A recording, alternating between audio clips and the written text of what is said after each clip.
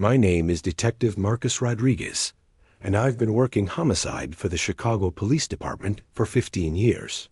In all my time on the force, I've seen cases that would make your blood run cold, but nothing prepared me for what I'm about to tell you. This story begins on what should have been the happiest day of two people's lives.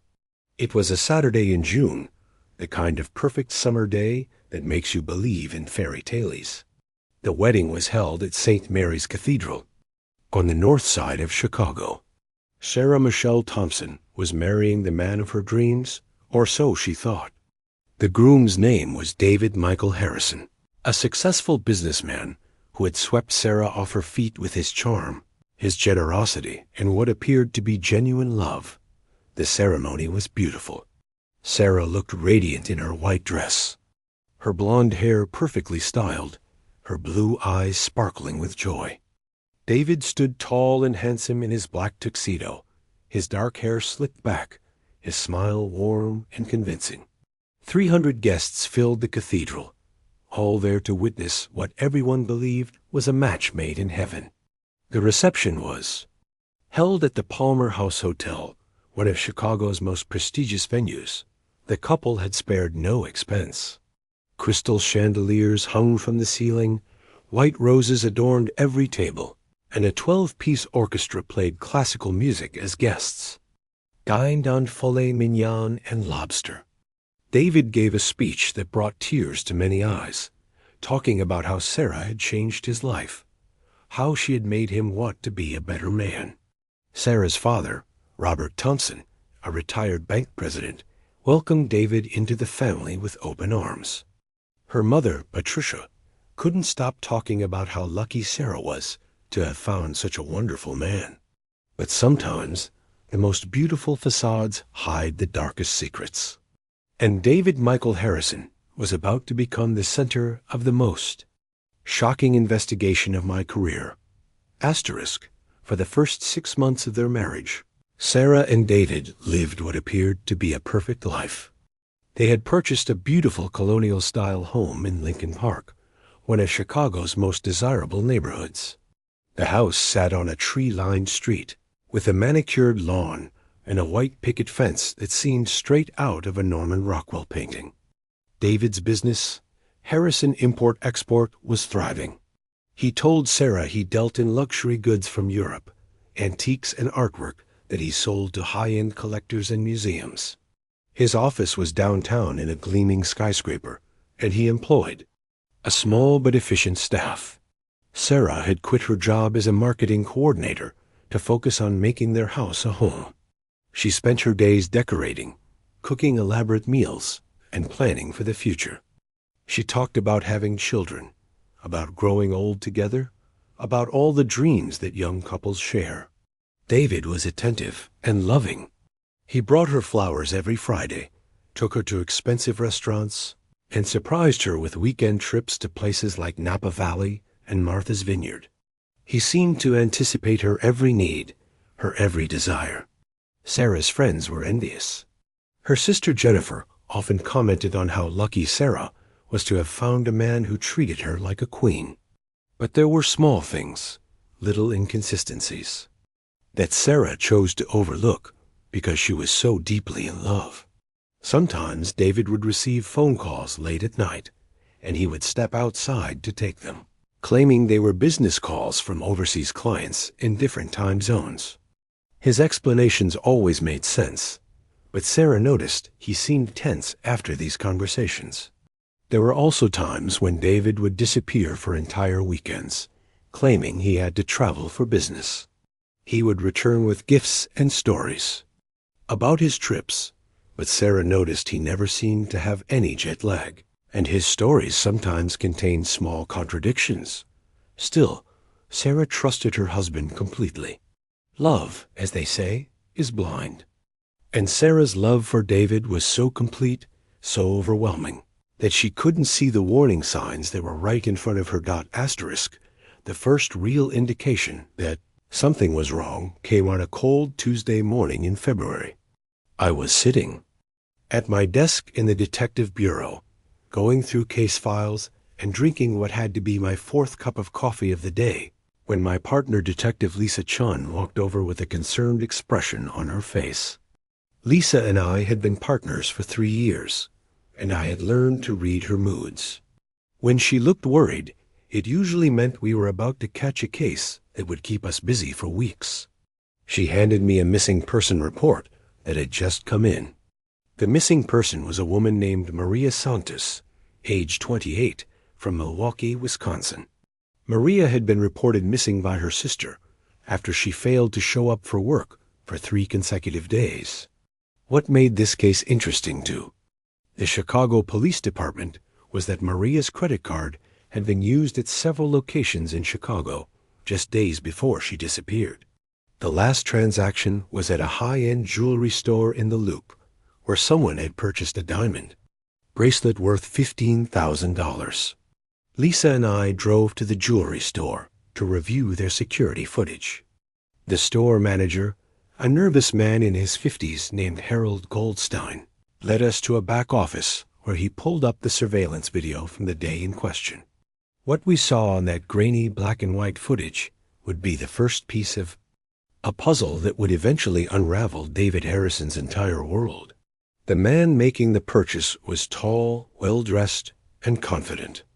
He paid with Maria Santos' credit card, and when the clerk asked for identification, he produced a driver's license that appeared to satisfy the store employee. But here's the thing about being a detective for 15 years. You develop an eye for detail, an instinct for when something doesn't feel right. The man in the video looked familiar to me, though I couldn't immediately place where I had seen him before.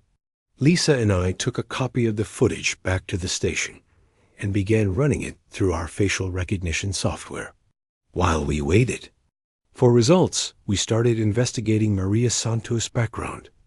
What we discovered was troubling. Maria had been married just 8 months earlier to a man she had met online. According to her sister, Maria had been head over heels in love with this man, who claimed to be a successful businessman. The wedding had been small, just immediate family, and Maria had moved to Chicago to be with her new husband shortly after a ceremony. But here's where the story gets interesting. Maria's sister hadn't heard from her in weeks before she was reported missing. And when she tried to contact Maria's husband, she discovered that the phone number Maria had given her was disconnected. The facial recognition software came back with a match that made my blood run cold. The man in the jewelry store surveillance footage was David Michael Harrison. I stared at the computer screen for a long moment, trying to process what I was seeing. How could a man who had just married Sarah Thompson 6 months ago be using a missing woman's credit card to buy expensive jewelry? Lisa and I immediately began a deep dive into David Harrison's background. What we found, or rather what we didn't find, was extremely disturbing. David Harrison's Social Security number had only been active for 2 years. Before that, there was no record of him anywhere in the United States. No birth certificate, no school records, no employment history, nothing. It was as if David Michael Harrison had simply materialized out of thin air 2 years ago. We ran his fingerprints through the FBI database and came up empty. We checked with immigration services to see if he had entered the country legally from another nation, but there was no record of that either. David Harrison was a ghost, a man who existed only on paper and only for the past 2 years. This discovery led us to start investigating Harrison Import-Export, David's supposed business. The address he had given for his office was real enough, a prestigious building in the Loop, but when we visited, we discovered that the office space was rented under a different name entirely. The building manager told us that the space was leased to a company called European Acquisitions Limited, and the man who had signed the lease looked nothing like David Harrison. We were dealing with someone who was living under a completely false identity, and now a woman was missing. Lisa and I knew we had to move carefully. If David Harrison was involved in Maria Santos' disappearance, we couldn't afford to tip him off that we were investigating him. We needed to gather more evidence before we could make any moves. Our next step was to try to find other women who might have been involved with David Harrison. We started by checking marriage records in Chicago and the surrounding areas, looking for any other marriages involving David Harrison or any of the aliases we suspected he might be using. What we found was shocking. In the past 2 years, David Harrison had married not one, not two, but 4 different women. Each marriage had taken place in a different county, and each bride had been a successful, independent woman with significant financial assets. Sarah Thompson was just the latest in a series of victims. As Lisa and I dug deeper into David Harrison's activities, a disturbing pattern began to emerge. Each of his previous wives had followed a similar trajectory. They had met David through online dating sites or at upscale social events. He had courted them with expensive gifts, romantic gestures, and promises of a perfect life together. The courtships had been relatively brief, usually lasting only a few months before David proposed marriage. After the weddings, each woman had experienced a period of apparent happiness, usually lasting between 6 and 12 months. During this time, David would gradually gain access to their financial accounts, their business interests, and their personal information. Then, one by one, these women had simply disappeared. The first was Rebecca Martinez, a successful real estate agent from Evanston. She had married David Harrison 18 months ago under the name David Mitchell. Rebecca had owned 3 properties and had a substantial investment portfolio. 6 months after their wedding, Rebecca had supposedly left town to care for a sick relative in California. She had signed over power of attorney to her husband before leaving, giving him complete control over her finances. No one had heard from Rebecca since. The second was Jennifer Walsh, a pediatric surgeon from Oak Park. She had married David 14 months ago under the name David Matthews. Jennifer had been planning to take a sabbatical from her medical practice to travel with her new husband. She had liquidated most of her assets, supposedly to fund their extended honeymoon. Jennifer had last been seen boarding a plane to Europe with David. Her colleagues at the hospital had received a few emails from her in the first month, but then all communication had stopped. The third was Amanda Foster, a successful attorney from downtown Chicago. She had married David 10 months ago under the name David Morgan. Amanda had been working on a high-profile case when she suddenly announced that she was taking an indefinite leave of absence to focus on her marriage. She had transferred her cases to other attorneys and had given David access to her law firm's client accounts. Amanda had supposedly moved to David's family estate in Europe, but when her law partners tried to contact her about urgent matters, they found that all her contact information had been disconnected. And now there was Maria Santos, the young woman from Milwaukee, whose credit card David had used to buy expensive jewelry. Maria had married David just 8 months ago under the name David Martinez. Like the others, she had been successful and independent, working as a financial advisor for a major investment firm. Like the others, she had liquidated her assets and given David control over her finances. And like the others, she had simply vanished. Lisa and I knew we were dealing with a serial predator, but we needed solid evidence before we could make any arrests. We couldn't just walk up to David Harrison and accuse him of making 4 women disappear. We needed proof, and we needed to be smart about how we gathered it. Our first priority was to ensure Sarah Thompson's safety. She was clearly David's current target, and based on the pattern we had identified, she was approaching the danger zone. Each of David's previous wives had disappeared between 6 and 12 months after their weddings. Sarah and David had been married for 6 months. We couldn't approach Sarah directly without risking that she would warn David, either intentionally or accidentally. Sarah was deeply in love with her husband and would likely refuse to believe that he was capable of the crimes we suspected him of committing. Instead, we decided to put David under surveillance while we continued to build our case. We assigned a team of undercover officers to watch the Harrison house 24 hours a day. We also obtained warrants to monitor David's phone calls and internet activity. What we discovered through this surveillance was deeply disturbing. David was already beginning to implement the same pattern with Sarah that he had used with his previous wives. He had convinced Sarah to consolidate her bank accounts, supposedly to make their finances easier to manage as a married couple. He had also persuaded her to add his name to the deed of their house and to make him the beneficiary of her life insurance policy. Most alarmingly, David had been researching travel destinations and had recently purchased 2 one-way tickets to Prague, Czech Republic. The departure date was just 3 weeks away.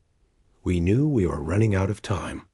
While we continued our surveillance of David, Lisa and I traveled to the locations where his previous wives had supposedly gone. We flew to California to investigate Rebecca Martinez's supposed trip to care for a sick relative. What we found was that Rebecca had no relatives in California. In fact, Rebecca's family told us they hadn't heard from her since her wedding day. We traveled to Europe to investigate Jennifer Walsh's supposed extended honeymoon. We checked with hotels, airlines, and tour companies, but found no record of Jennifer ever arriving in Europe. The emails her colleagues had received from her had all been sent from IP addresses in Chicago. We investigated Amanda Foster's supposed move to David's family estate in Europe. What we discovered was that David Harrison had no family estate in Europe, no family in Europe, and in fact, no verifiable connection to Europe at all. Every story David had told about his background, his business, and his family was a complete fabrication. Asterisk, as our investigation continued, we began to uncover the full extent of David Harrison's deception. The man Sarah Thompson had married was not just using a false identity. He was a master manipulator who had constructed an elaborate web of lies to support his criminal activities. We discovered that David had at least a dozen different aliases, each with its own set of identification documents, credit cards, and bank accounts. He had driver's licenses from multiple states, passports from different countries, and social security numbers that had been stolen from deceased individuals. His supposed business, Harrison Import-Export, was nothing more than a front. The office space was rented under a false name, and the few employees who worked there were unknowing participants in David's scheme. They believed they were working for a legitimate import business, but in reality, they were helping David launder money and create the appearance of a successful enterprise. We traced David's financial activities and discovered that he had been systematically draining his wives' bank accounts and liquidating their assets. The money was being transferred through a complex network of offshore accounts before ultimately disappearing into untraceable cryptocurrency transactions. David had stolen millions of dollars from his victims, but the money was only part of the story. As we dug deeper, we began to suspect that David's crimes went far beyond financial fraud. The fact that 4 women had completely disappeared without a trace suggested something much more sinister. We expanded our investigation to include a search for the missing women's remains. We brought in cadaver dogs to search properties that David had rented or visited. We examined his travel records to identify locations where he might have disposed of bodies. We interviewed everyone who had ever worked with or for David, looking for any clues about what had happened to his victims. The breakthrough came when we discovered that David had been renting a storage unit under one of his aliases. The storage facility was located in an industrial area on the outskirts of Chicago, the kind of place where someone could come and go without attracting attention. When we obtained a warrant to search the storage unit, what we found inside made even seasoned detectives like Lisa and me feel sick to our stomachs. The unit contained personal belongings from all 4 missing women: Rebecca's jewelry, Jennifer's medical diplomas, Amanda's law books, and Maria's family photographs. But more disturbing were the items that suggested David had been planning his crimes carefully. Detailed files on each woman containing their financial information, copies of their identification documents, and what appeared to be surveillance photographs taken before he had even met them. With the evidence we had gathered from the storage unit, we knew we had enough to arrest David Harrison on multiple charges of fraud and identity theft. But we still didn't have proof of what had happened to the 4 missing women, and we were running out of time to save Sarah Thompson. Our surveillance team reported that David's behavior was becoming increasingly erratic. He was making more frequent phone calls, often speaking in what sounded like coded language. He had started taking unusual routes when driving, as if he suspected he was being followed. Most concerning, he had begun pressuring Sarah to finalize the transfer of her remaining assets to their joint accounts. Lisa and I made the decision to approach Sarah's family. We couldn't contact Sarah directly without risking that she would warn David, but we thought her parents might be able to help us. We arranged to meet with Robert and Patricia Thompson at their home in Winnetka, an affluent suburb north of Chicago. Breaking the news to Sarah's parents was one of the most difficult conversations I've ever had to have. Robert Thompson, a man who had built his career on making sound financial decisions, couldn't believe that he had been so completely fooled by David Harrison. Patricia Thompson broke down in tears, unable to comprehend that her daughter was married to a man who might be a killer. We explained to the Thompsons that we needed their help to save Sarah's life. We asked them to find a way to get Sarah out of the house without arousing David's suspicion. We suggested they could invite her to spend a few days with them, perhaps under the pretense of planning a family event or dealing with a family emergency. But Robert Thompson surprised us with a different suggestion. He told us that Sarah had been asking him for advice about some financial irregularities she had noticed in her accounts. Apparently, Sarah had discovered that large sums of money had been transferred without her knowledge or consent. She had been planning to confront David about these transfers, but her father had advised her to gather more information first. This was the opening we needed. We asked Robert Thompson to call Sarah and suggest that she meet with him and his accountant to review her financial situation. The meeting would take place at Robert's office, away from the house and away from David. Once Sarah was safely away from David, we would reveal the truth about her husband and place her in protective custody. The plan was risky. If David suspected anything, he might flee, or worse, he might harm Sarah before we could get to her. But we were running out of options. The tickets to Prague were for a flight leaving in just 10 days, and we couldn't allow David to take Sarah out of the country. Robert Thompson called his daughter and asked her to meet him at his office the following morning to discuss some important financial matters. Sarah agreed, though she seemed puzzled by the urgency in her father's voice. That night, our surveillance team reported unusual activity at the Harrison house. David made several phone calls and spent hours on his computer.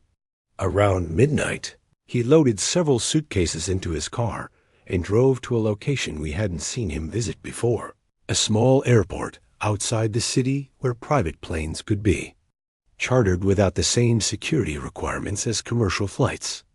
We followed David to the airport and watched as he spoke with someone who appeared to be a pilot. Money changed hands, and David was given what looked like flight plans. It was clear that David was preparing to leave the country, possibly as early as the next day. We couldn't wait any longer. We had to move immediately to protect Sarah and arrest David before he could flee. Lisa and I coordinated with our surveillance team and with federal agents from the FBI who had joined our investigation due to the interstate nature of David's crimes. We planned to arrest David when he returned home from the airport, but David didn't return home that night. Instead, he drove directly to a hotel near O'Hare International Airport and checked in under one of his aliases. Our surveillance team followed him and confirmed that he was alone. This meant that Sarah was at home by herself, which gave us a now opportunity to approach her safely. At 6 in the morning, Lisa and I went to the Harrison house. Sarah answered the door in her bathrobe, clearly surprised to see police officers at her door so early in the morning. We identified ourselves and asked if we could come inside to speak with her about an urgent matter concerning her safety. Sarah was confused and frightened, but she let us in. We sat with her in her living room, surrounded by the beautiful furnishings and wedding photographs that represented what she had believed was her perfect life. And we told her the truth about the man she had married. Sarah's reaction was exactly what we had expected. She refused to believe us. She insisted that we had made a mistake, that David was a good man who loved her and would never hurt anyone. She demanded to see our evidence, and when we showed her the photographs from the storage unit and the documentation of David's multiple identities, she broke down completely. The woman who had been living in a fairy tale suddenly found herself in a nightmare. We explained to Sarah that she was in immediate danger and that we needed to place her in protective custody. We told her about the plane tickets to Prague and about David's pattern of making his wives disappear. Sarah was devastated, but she was also intelligent enough to understand the gravity of the situation. With Sarah safely in protective custody, we turned our attention to arresting David Harrison. We had teams positioned at the airport hotel where he was staying, at the private airport where he had made arrangements for a flight, and at several other locations where we thought he might try to flee. We also had federal agents monitoring all commercial flights leaving Chicago in case David tried to use one of his other identities to board a regular airline. At 8 in the morning, David checked out of the hotel and drove toward the private airport. Our surveillance team followed at a distance, ready to move in for the arrest. But David was more cunning than we had anticipated.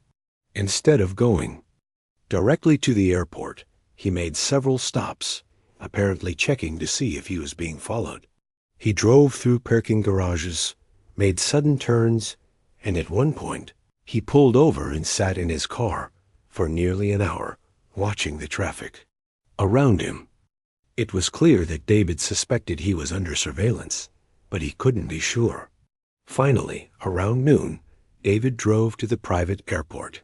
We watched as he parked his car and walked toward the small terminal building where his chartered plane was waiting. This was our moment. Lisa and I, along with 6 other officers and 2 federal agents, moved in to make the arrest. We surrounded David as he walked across the tarmac toward his plane. When we called out for him to stop and identify himself, David's reaction was not what we expected. Instead of running or trying to fight, he simply stopped walking and raised his hands above his head. He turned around slowly, and for the first time, I saw David Harrison's true face. Gone was the charming smile and confident demeanor that had fooled so many people. What I saw was a cold, calculating predator who had been caught and knew it. David didn't say a word as we handcuffed him and read him his rights. He didn't ask for a lawyer or demand to know what he was being charged with. He simply stared at us with dead eyes, as if he was already planning his next move. We transported David to the federal building in downtown Chicago, where he was processed and placed in a holding cell. The charges against him included multiple counts of fraud, identity theft, money laundering, and conspiracy. But we all knew that these were just the beginning.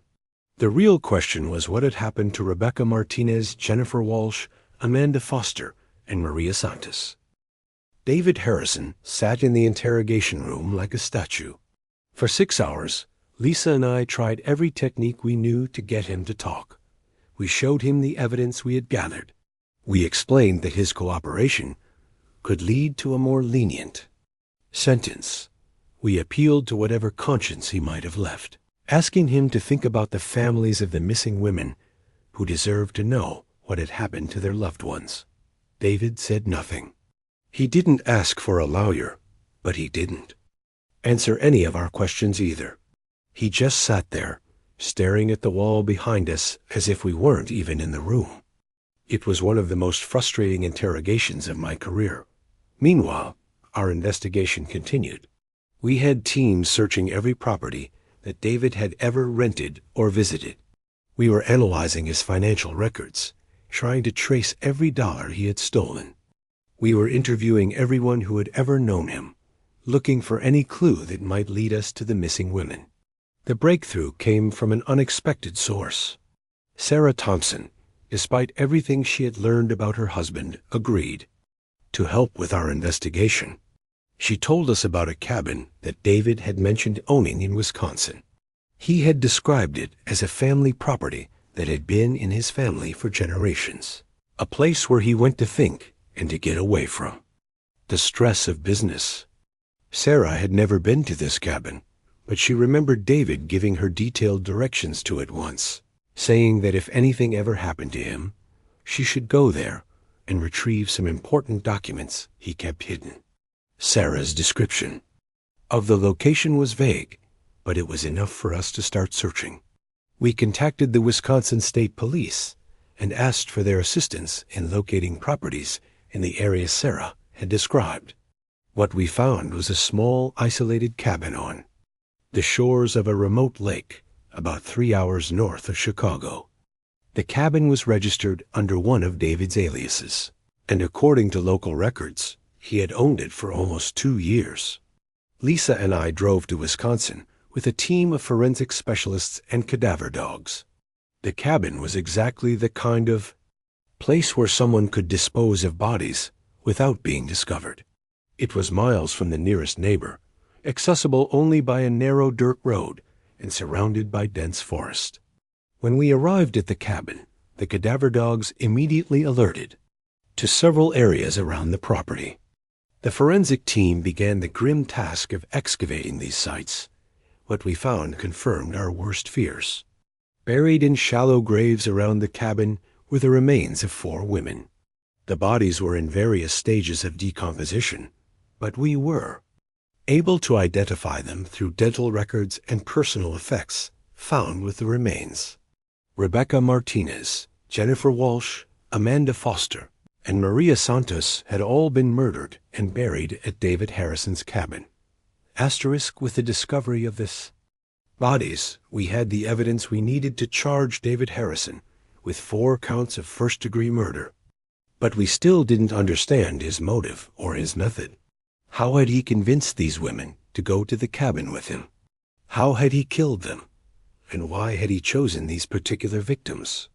The answers came when we finally found David's real identity.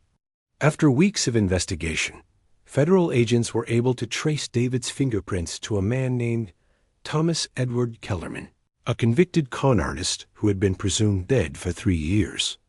Kellerman had been serving a 10-year sentence for fraud when he had supposedly died in a prison hospital. But the death had been faked with the help of corrupt prison officials who had been paid to falsify the records. Thomas Kellerman had been running elaborate cons since he was a teenager. He had a genius-level IQ and a complete lack of empathy that made him the perfect predator. He studied his victims carefully, learning their weaknesses and their desires, and then he became exactly the man they were looking for. For Rebecca Martinez, who had been hurt by unfaithful boyfriends, he became the loyal, devoted husband. For Jennifer Walsh, who was tired of the demands of her medical career, he became the supportive partner who encouraged her to follow her dreams. For Amanda Foster, who had always been too busy with work to find love, he became the romantic who swept her off her feet. And for Maria Santos, who had always felt insecure about her appearance, he became the man who made her feel beautiful.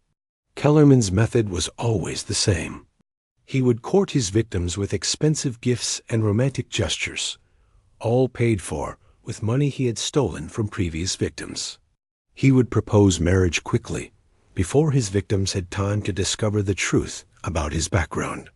After the wedding, He would gradually gain control of his victims' finances and then convince them to accompany him to the cabin for a romantic getaway. Once at the cabin, isolated and alone, Kellerman would kill his victims and bury their bodies in the woods. He would then return to Chicago and begin the process of liquidating their assets and transferring the money to his offshore accounts. The entire process, from first meeting to murder, usually took less than a year. Kellerman had been planning to follow the same pattern with Sarah Thompson. The tickets to Prague were meant to be a red herring, a false trail to make it appear that Sarah had left the country voluntarily. In reality, Kellerman had been planning to take Sarah to the cabin and kill her, just as he had killed the others. Asterisk faced. With overwhelming evidence, including the bodies of his victims and detailed financial records of his crimes, Thomas Kellerman finally agreed to cooperate with prosecutors. In exchange for avoiding the death penalty, he confessed to the murders of Rebecca Martinez, Jennifer Walsh, Amanda Foster, and Maria Santos. He also admitted to defrauding these women and others of more than $5 million over the course of 3 years.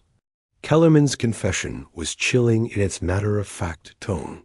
He showed no remorse for his victims, describing their murders as necessary steps in his business plan. He talked about killing these women the same way another person might talk about filing paperwork or making a phone call. It was clear that Kellerman viewed his victims not as human beings, but as resources to be exploited and then discarded when they were no longer useful. The trial was a media sensation. The story of the charming businessman who had murdered 4 wives captured the public's imagination and dominated headlines for months. Sarah Thompson, who had agreed to testify against her husband, became the face of survival and resilience. Her testimony about how Kellerman had manipulated and deceived her was powerful and heartbreaking. The families of the victims also testified, describing the impact that their loved ones' disappearances and deaths had had on their lives. Rebecca Martinez's elderly parents talked about how they had spent their life savings hiring private investigators to search for their daughter. Jennifer Walsh's colleagues described how her sudden disappearance had left them questioning everything they thought they knew about her. Amanda Foster's law partners explained how her clients had suffered when she vanished in the middle of important cases. Maria Santos' sister broke down on the witness stand as she described the guilt she felt for not doing more to find her sister. The jury deliberated for less than 4 hours before returning guilty verdicts on all charges. Thomas Kellerman was sentenced to 4 consecutive life sentences without the possibility of parole. He was also ordered to pay restitution to his victims' families, though most of the money he had stolen was never recovered. As I watched Kellerman being led away in shackles, I felt a sense of satisfaction that justice had been served. But I also felt a deep sadness for the lives that had been lost and the families that had been destroyed by one man's greed and evil. The Kellerman case had a profound impact on everyone involved. Sarah Thompson, who had been an innocent victim of Kellerman's manipulation, struggled to rebuild her life after learning the truth about her marriage. She underwent extensive therapy to deal with the trauma of discovering that the man she loved was a serial killer.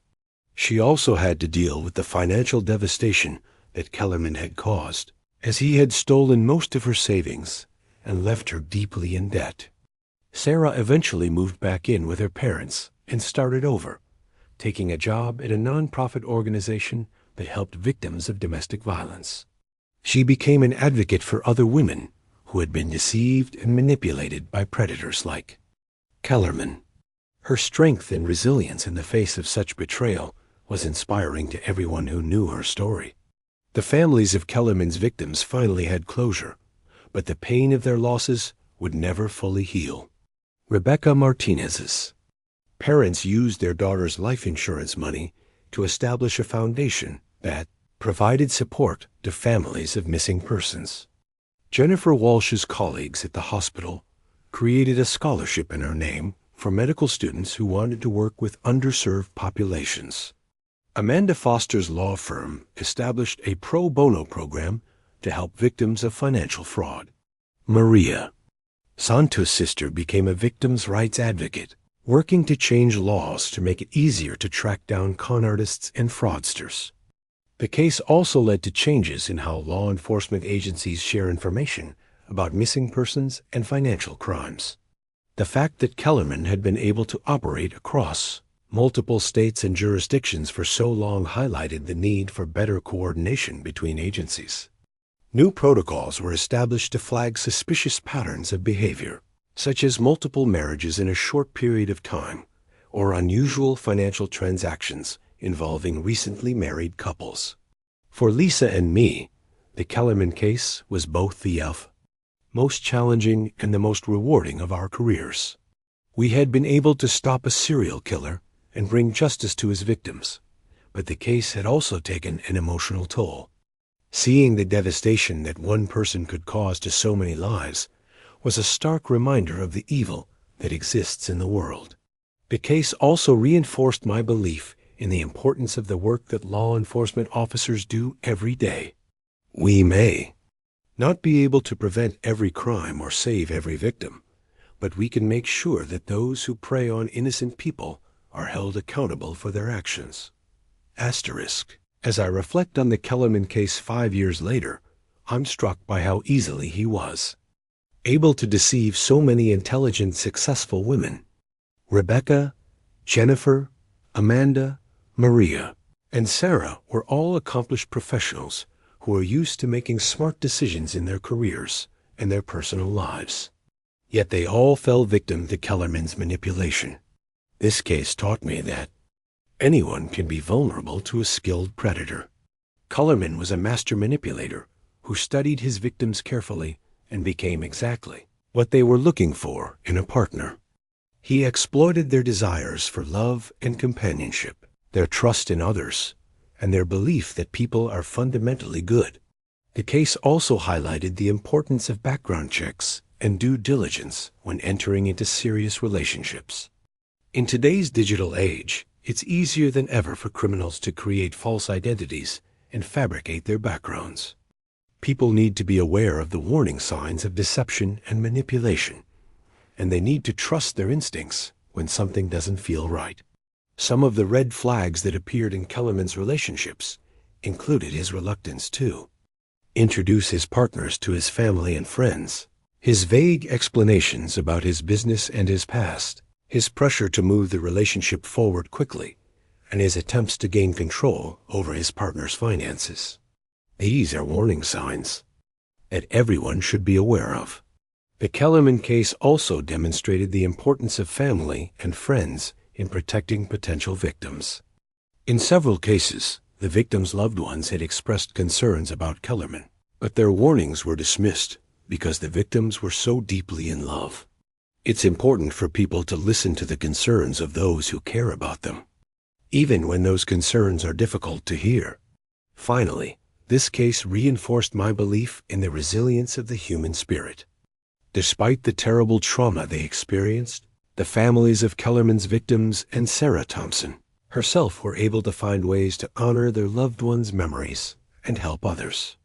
They turned their pain into purpose, using their experiences to make the world a safer place for others.